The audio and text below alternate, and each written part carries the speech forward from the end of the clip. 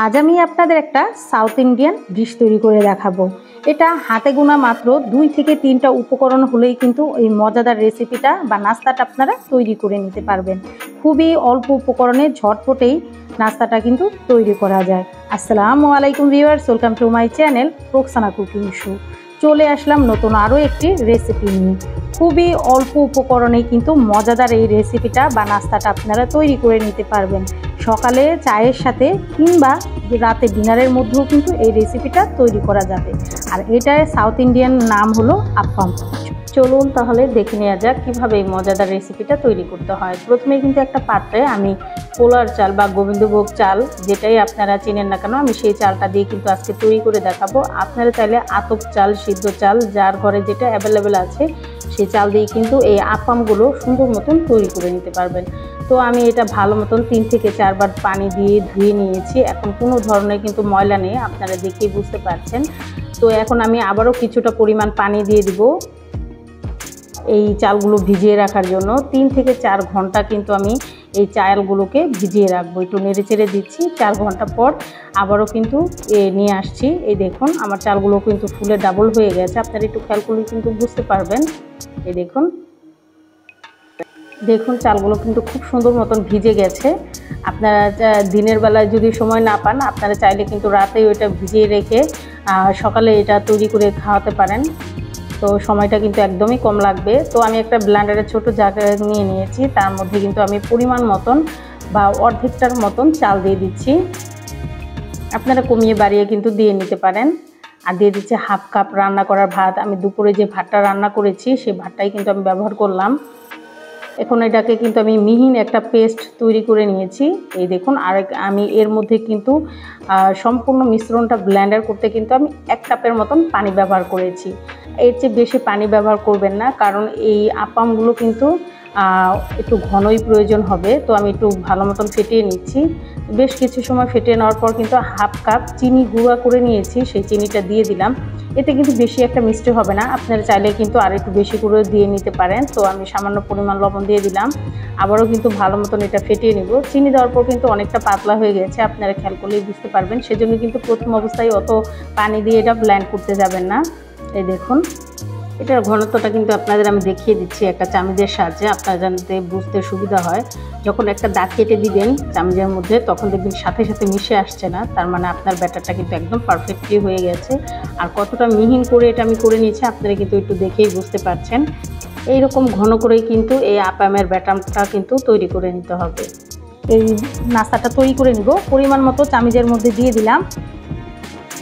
আমি কিন্তু এখানে কোনো কাট করিনি, আপনারা একটু খেয়াল করলেই বুঝতে পারবেন তেলটা কতটা গরমে আমি এই নাস্তাটা দিয়ে দিয়েছি। এটা কিন্তু একাই ভেসে উঠবে, কোনো রকম নাড়াচাড়া করার প্রয়োজন হবে না। এই দেখুন একাই কিন্তু ভেসে উঠে এটা ফুলে ডাবল হয়ে যাবে। এই দেখুন কতটা ফুলে গেছে। আমি প্রথম অবস্থায় একটু তেল ছিটিয়ে দিয়েছিলাম, পরে কিন্তু এই তেলটাও দেওয়ার প্রয়োজন হয় নাই। এটা কিন্তু একাই খুব সুন্দর ফুলে গেছে। এই দেখুন, আর এটা খুব সময়ও লাগে না, আপনার 2 থেকে 3 সেকেন্ডের মতো লাগে হয়তো, বা এক সাইড ফুলে উঠতে যতটুকু সময় লাগে অপর সাইডটা শুধু জাস্ট একটু উল্টে দিবেন। 2 থেকে 3 মিনিটের মতো সময় লাগে এই নাস্তাটা হতে।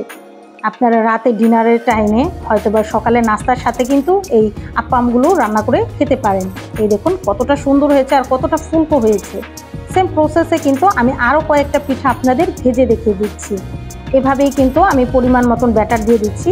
আপনার একটা চামিজের মাধ্যমে দিলে হয় কি, প্রত্যেকটা আপ্পাম আপনার এক সমান হবে, একরকমই হবে, কোনো রকম বড় ছোট হবে না।